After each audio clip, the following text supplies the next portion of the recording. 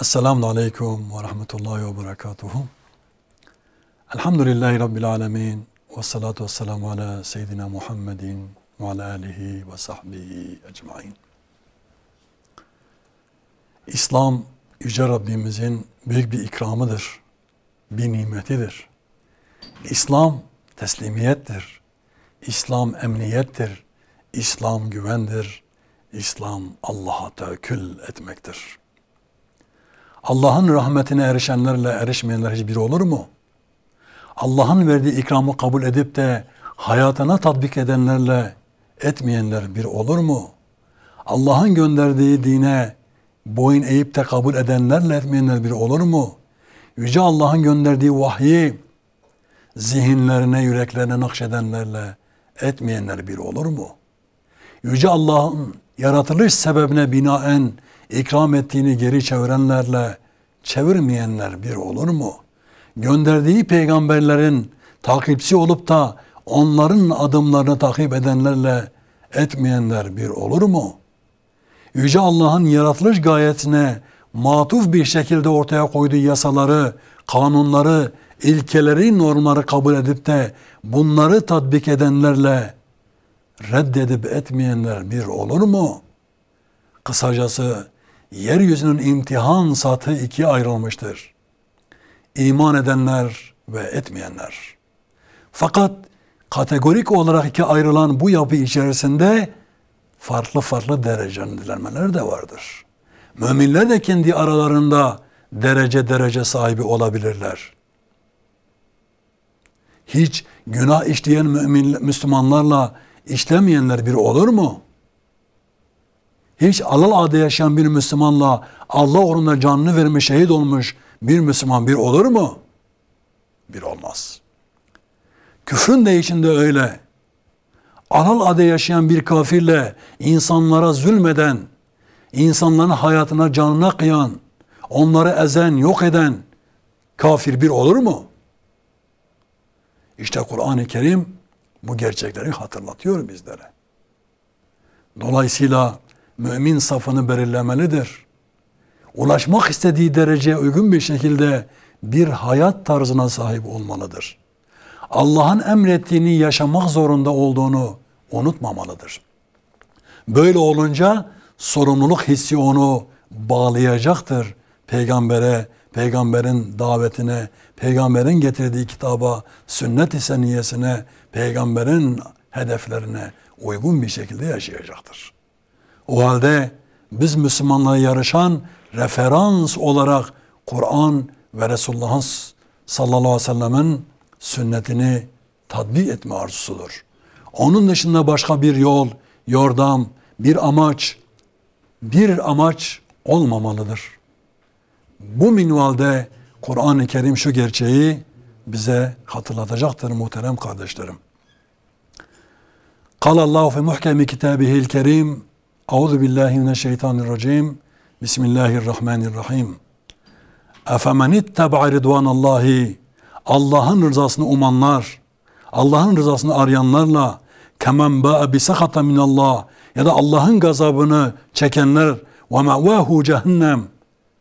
Onlarınki girecek yeri cehennemdir. Yani kısacası Allah'ın rızasını arzulayanlarla arzulamayanlar, Allah'ın öfkesini ve gazabını celbedenlerle etmeyenler bir olur mu? İki grup insan. Birincisi hayatının modeli olarak Allah'ın koyduğu yasaları, kanunları kendine hedef yapmış. Hayat tarzını Kur'an'ın ayetlerine göre, Peygamber sallallahu aleyhi ve sellem'in sünnet-i seniyesine göre belirlemiştir. Attığı her adımda Kur'an'ın ve sünnetin hakkını gözeterek bir amaç oluşturmaktadır kendisine. Ama diğeri bunu önemsememektedir. O Allah'ın gazabına uygun işler yapmaktadır.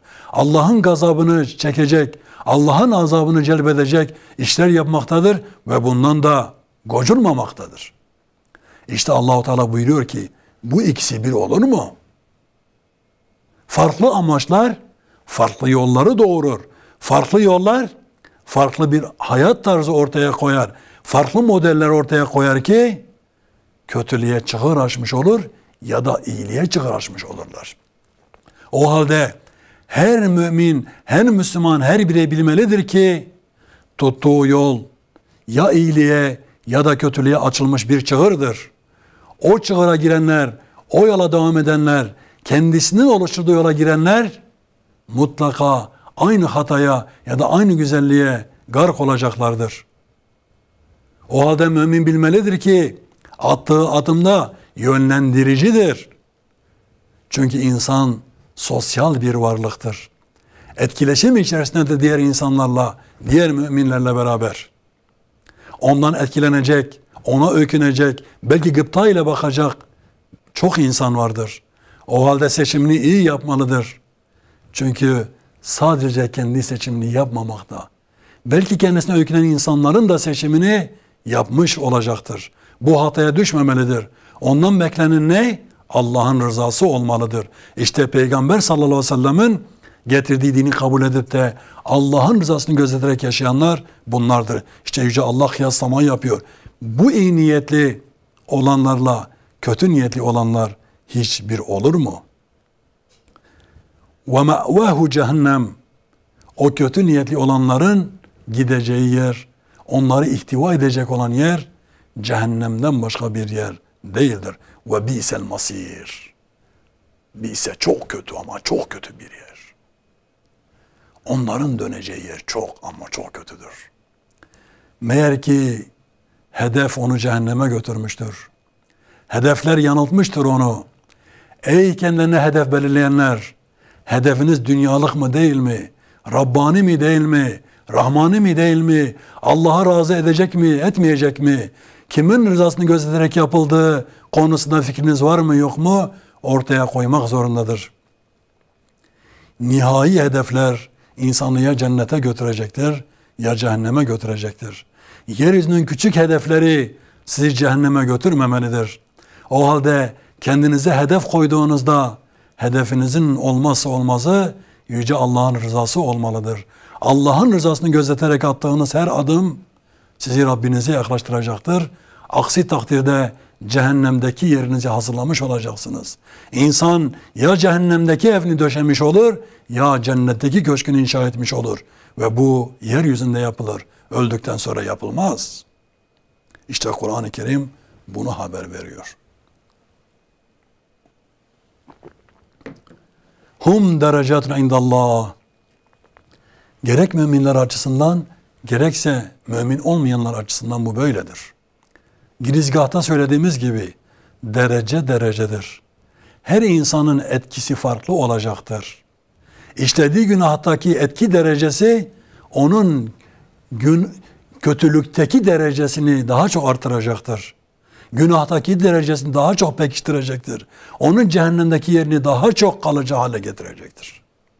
Ama tam aksine iyiliklerle de, güzelliklerle de gelen dereceler de onu Allah'a daha çok yaklaştıracaktır. Onun cennetteki makamını daim ve kaim eyleyecektir. Kalıcı hale getirecektir. Olaya böyle bakmak lazım. O halde inançların da derecesi farklı kötülüklerinde. Artı daha önemlisi etki makamındaki insanların işlediği günahlar ve kötülükler toplumsal yansımalarla daha geniş bir alan kapsayacağı için onların derecesi de çok farklı olacaktır. O halde herkes sahip olduğu derecesine göre amelini yerine getirmelidir. Hesabını yapmalıdır. Etki derecesidir bu.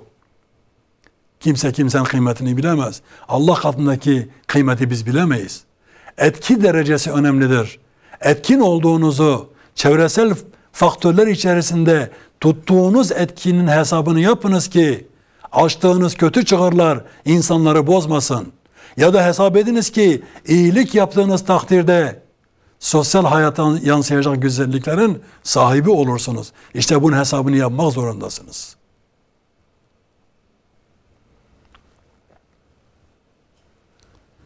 Vallahu basirun bima ya'malun. Ey peygamber, Allah onların yaptıklarını görmektedir. Amel ettiklerini görmektedir. Allah basiret sahibidir. Basir formunda geliyor. Her şeye sirayet eden, onun basiretinden bir şey kaçmayan, onun görme kudretinden hiç kimsenin kaçamadığı, kısacası ne yaparsanız yapın, Allah tüm inceliklerine vakıf olandır, hesap edendir. Duygusal anlamda olsun, tasavvural düzeyde olsun, maddi olsun, manevi olsun, dünyevi olsun, uhrevi olsun, her ne olursa olsun, Allah Azze ve Celle hepsini bilmektedir, hepsini görmektedir. Vallahu basirun bima ya'malun. Allah yaptıklarını görmektedir denildi. Laqad mennallahu alel mu'minina iz ba'atha fihim rasulan min enfusihim. Kendi içlerinden bir peygamber göndermekle Yüce Allah müminlere büyük bir ikramda bulunmuştur. Nimet vermiştir. Çok önemli gerçekten. İki manaya delalet eder. Birincisi, kendi yaşadıkları toplum içerisinden bir peygamberi seçmiş ve onları önder olarak göndermiştir. İkincisi, kendi üç dünyalarını, enfüslerini bilen bir insanı peygamber yapmıştır onlara. Yani ilk manaya göre bakacak olursak, Yüce Allah'ın onların kültürlerine, yaşam tarzlarına vakıf bir insanı peygamber göndermesi onlarla ilişkiyi kolaylaştıracaktır. Nitekim peygamberle sahabeler arasında müthiş bir ilişki ve iletişim kurulmuştur. Bu harikulade bir nimettir. Yabancı bir insanı farklı kültüre haiz, farklı toplumlardan birini gönderseydi belki ilişkide sıkıntı yaşanacak ve bu manevi hayata da yansıyacaktı. Kulluğun ifasında bazı sekteler oluşturacaktı. Fakat Yüce Allah onların o acziyetini, o zayıflığını bildiği için işlerinden peygamber göndermiştir. İkincisi ise içlerinden bir insanı peygamber göndermiştir. Bir meleği gönderseydi duygusal anlamda iletişim kuramayabilirdi belki de. Başka canlı türünden bir peygamber göndermesi olası değildir. Zira yeryüzünde yaşayan insansa bir insanı önder göndereceksin ki aynı duygulara haiz olacak. Aynı şeylere ağlayacak, aynı şeylere tebessüm edecek. O da onlar gibi acıkacak. O da onlar gibi hayat sahibi olacak. Üzülecek, kırılacak, bazen alınacak. Ama onları anlayacak. Onların dilinden konuşacak. Onların duyguları kabardığında bunu hissedecek. Dolayısıyla içimizden bir peygamberin gönderilmiş olması büyük bir nimettir. Eğitim açısından da müthiş bir kaliteyi ortaya koyuyor. Eğitmek istediğiniz zaman insanlarla iletişime geçebilecek, duygusal bağ oluşturabilecek öğretmenleri seçiniz. Zıt kültüre haiz, zıt düşünceli, zıt ortamlardan mütevellit duyguları barıştırmaya kalkışırsanız sonuçta tenakuz oluşacaktır. Onun için birbirini anlayabilen insanları bir araya getiriniz. Üst perdeden konuşanla alt perdeden dinleyen arasında bir iletişim gerçekleşmesi mümkün değildir. Yüce Allah kullarla konuşurken basit bir şekilde en basit düzeye indirerek Kur'an-ı Kerim'i göndermiştir. Bu da onun lütfundandır. Peygamberin diliyle göndermiştir bizlere. Peygamber üzerine somutlaştırarak bize anlatmıştır. Ki mesaj tam hedefine ulaşsın. O halde mesaj iletmek istediğinizde mutlaka bu incelikleri önemseyiniz demeye getirir. Önemli ayrıntılardır. Bu nüanslar eğitimde kaybolmamalıdır. Tam tersine mihenk taşı olarak addedilmelidir. Kendi içimizden.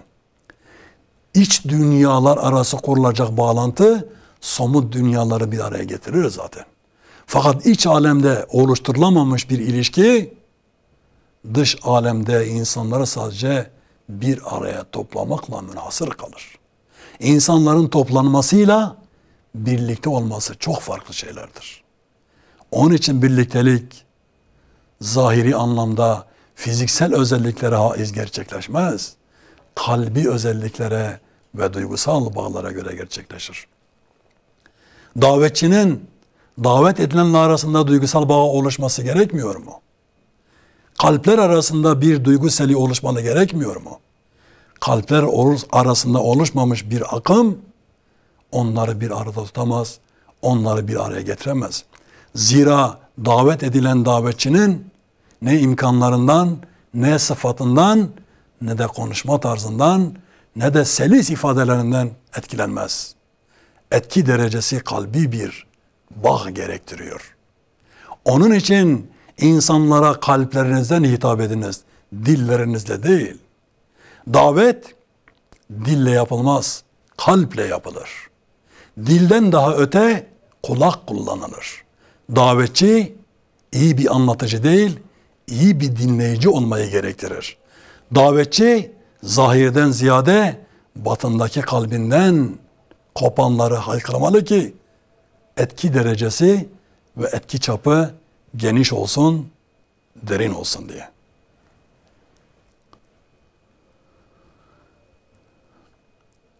Yetlu aleyhim ayatihi, kendi işlerinden gönderdiği peygamber Allah'ın ayetleri onlara okumuştur.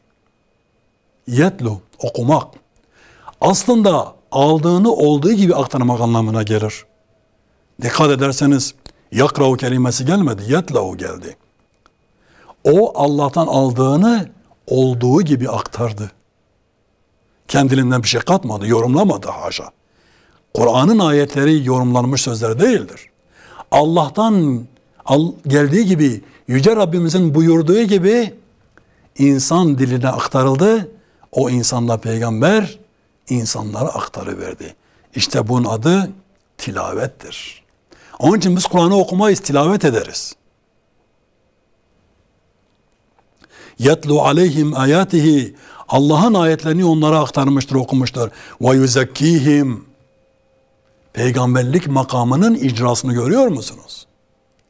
Teorik anlamda aldığını getirdi, aktardı ama aktarılan insanları yalnız bırakmadı. Neymiş? Evet, söz bir sanattır.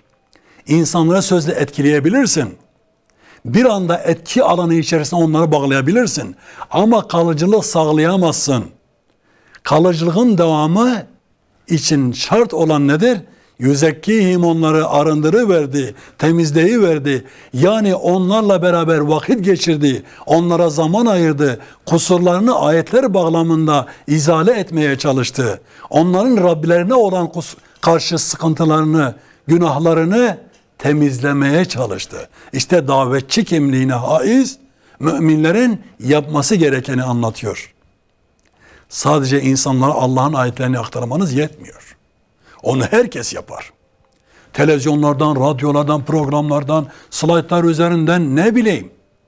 Her alanda bu işi yapan yüz binlerce insan var. O zaman soruyorum, biz niye bu haldeyiz? Çünkü ikinci kısmı yapmıyoruz biz. O teorik anlamda herkesin yaptığını bizler de yapıyoruz. Önemli olan insanlara bir şeyler anlatmak değil. Anlattığın kadar onları iyileştirmeye, düzeltmeye çalışmandır. Onların hayatına müdahale etmendir. Onların ticaretine, onların kazancına, yemelerine, içmelerine, evlenmelerine, hayatlarının her anına İslam'ı müdahil ettirmeye çalışmaktır. Çaba sarf etmektir ki bunun adı tezekkidir. Karşıdakini temizleme ve arındırma çalışmasıdır. İşte ayetlerle hemhal olmak böyledir. Ayetin insanlar üzerindeki tecellisini sağlamaya çalışmaktır. Köprü olmaktır. Bu da ciddi bir fedakarlık gerektiriyor. Zaman ayırmaya gerektiriyor. Maddi imkanlarını seferber etmeyi zorunlu kılıyor. Belki de hayatının tamamını ayırman gerekiyor. Belki bu orada sahip olduğun tüm imkanlardan vazgeçmeni gerektiriyor. Ama Allah'ın emri böyledir. İşte Peygamberin kıymeti oradan gelmektedir. Anlatmakla kalmadı. Tilavet etmedi sadece. Sorumluluk hissi onu sahaya, onu pratiğe yönlendirdi ve bir bütün insanlarla ilgilendi. Komşusuyla, akrabasıyla, bazen düşmanıyla toplumun tamamını Allah'a rahmetmek, kulluğa götürmek, cennete götürmek için Allah'ın ayetlerini pratize etti. Onların sadece kulaklarına hitap etmedi, yüreklerine, ellerine, ayaklarına, gözlerine, duygu dünyalarına, tasavvur dünyalarına hitap etti. İşte bu bizim için de bir nüanstır, bir ölçüdür muhterem kardeşlerim. وَيُعَلِّمُهُمُ الْكِتَابَ وَالْحِكْمَةِ Arındırdı, önce anlattı, sonra arındırdı, sonra arındırdığı kişinin kalbindeki imanı kalıcı hale getirmek için ona kitabı öğretti. Hikmetle okumayı öğretti. Allah'ın emirlerine hikmetle yaklaşmayı öğretti. Çünkü Allah'ın gönderdiği kitabı referans kabul eden bir insanın, o arınmış insanın bir de o kötülüklere, o kötü emellere, o kötü amaçlara dönüşmesi mümkün olmayacaktır. O açıdan iman etti, anlattın, arındı. Fakat bunu kalıcı hale getirmek için Allah'ın kitabını da öğrenmeli ve hikmetle bunu açıklayacak bir seviyeye gelmelidir. Kısacası davet edilen makamdan davet etme makamına terfi etmelidir o. Peygamber sallallahu aleyhi ve sellem yanındakiler böyle değil miydi? Önce iman ettiler, sonra şirkten arındılar, sonra kitabı öğrendiler. Müfessir oldular, mübellig oldular. Ve ondan sonra hikmet erbabı olarak İslam ümmetinin geleceğini inşa etmeye çalıştılar. İslam toplumunu inşa etmeye çalıştılar. Davet edilmekle birlikte davetçi kimliği onları bekliyordu. Bu bir eğitim ya da eğitimler aşamasıdır. İşte Kur'an-ı Kerim davet edildiğin ilk andan itibaren ruhunu teslim edeceğin ana kadar ki tüm eğitim safhalarını böyle bariz keskin ifadelerle aktarmaktadır. وَاِنْ كَانُ مِنْ قَبْلُ لَفِي دَلَانٍ مُب۪ينٍ Adeta onlara soruyor. Ya siz davet edilmeden önce müşrikken hangi durumdaydınız? Ya da İslam'la tanışmış bir mümin öz eleştiri yapma adına ya da geçmişini hatırlama adına şöyle bir düşünsün. Ne durumdan ne duruma geldi? Allah'ın ayetlerinin onun hayatındaki etkisini, hayatını nasıl değiştirdiğini, nasıl dönüştürdüğünü fark etmelidir. Ayetlerle gelen değişim ve dönüşümün nasıl kalıcı hale geldiği, nasıl evrensel bir boyuta taşındığı ve nasıl günahkar bir kulluktan mümin olma derecesine ulaştığı, oruç haline geldiği, Rabbi ile hemhal olduğu duruma geldiği o farklılık derecelerini anlamalıdır insan.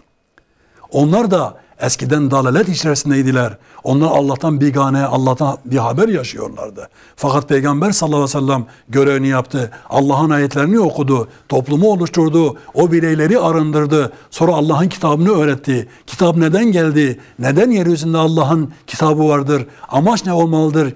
Hikmetle anlattı ve onlar da eğitimlerini aldıktan sonra Resulullah sallallahu aleyhi ve sellem olduğu zaman dilimi içerisinde de görevlerini ifa ettiler. Ama onun vefatından sonra da görevlerini icra ederek nasıl hikmetle yaklaştıklarını göstermiş oldular. Onlara sorma imkanımız olsaydı da ya daha önce cahiliye hayatınızı bir hatırlayın da ne fark etti sorusunun cevabı aylarca sürede yine bitmez. İşte bu değişim ve dönüşümün Allah sayesinde, Kur'an sayesinde olduğu hatırlatılıyor ve müminler Kur'an'a yönlendiriliyor. Müminlerin referans olarak Kur'an'ı kabul etmelerini salık veriyor. Peygamber sallallahu aleyhi ve sellem'in getirdiği dine uymayı ve onun sünnetini takip etmeyi zorunlu hale getiriyor. Ve biz bunlardan uzak olduğumuz için düştüğümüz acı durumu bize böylece hatırlatmış oluyor. İşte onlar eskiden apaçık bir dalalet içerisinde yaşıyorlardı. Onlar Kur'an'la, onlar İslam'la tanıştıktan sonra eriştikleri makamın ulviliğini fark ettiler. Siz de fark ediniz demeye getiriyor. O halde Kur'an madem bütün asırlara hitap ediyor, modern asrada bir mesajı vardır. Ey kullarım, İslam'la tanışırsanız, Allah'ın ayetleriyle tanışırsanız, Rabbinizle tanışırsanız eğer her şey çok farklı olacak. Her şey çok olumlu olacak ve dönüşüm başlayacaktır. Kötülükten güzelliğe evrilen bu dönüşümün hayatınızda hem dünyada hem ukbada nasıl güzel sonuçlar doğuracağına mutlaka ama mutlaka şahit olacaksınız. Rabbimiz Bu bahsettiğin güzelliklere haiz kullarından eyle bizleri. Bizleri Kur'an'la yaşat, Kur'an'la öldür ve Kur'an'la dirilt inşallah. Sadakallahul aliyyul azim. Subhane rabbike rabbil izzati amma yasifun. Ve selamun alel murselin. Velhamdülillahi rabbil alemin. El Fatiha.